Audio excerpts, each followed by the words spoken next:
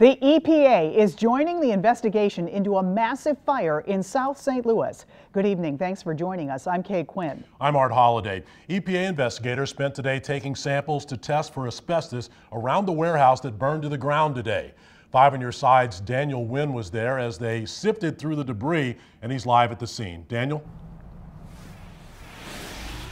Well, Art and Kay, about 3 or 4 investigators from the EPA spent much of the morning sifting through this rubble. They got about 30 bags of, I guess what you would call testing for asbestos.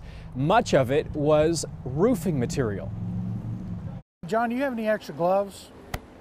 Heath Smith is leading the EPA team working the Park Warehouse fire investigation.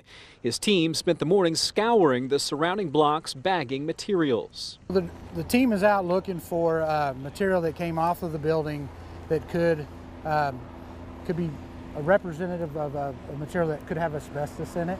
I asked Smith to show us exactly what they're looking for. So a lot of times, they're looking for a construction material that may be fibrous in nature.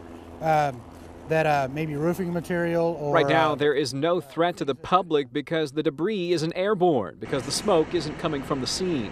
About 30 samples will be sent to a lab here in St. Louis for testing. So we label the samples, we collect GPS coordinates of where we took the sample. That way we know whenever we get the analysis back of where we collected that sample. And if they do find asbestos, there are too many factors right now to determine how long the cleanup could take or cost. It just depends on the quantity, and it depends on the area and what it is we find.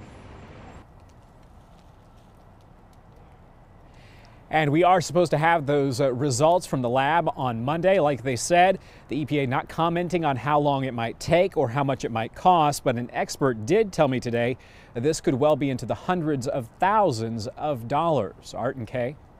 And Daniel, there was some concern about people with breathing problems breathing in that air during and after the fire. Is that still the case?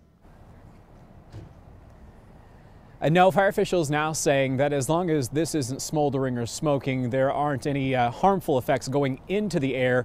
But they do, of course, encourage you, if you do have a health condition and you do feel bad and you live in this area, of course, contact your doctor.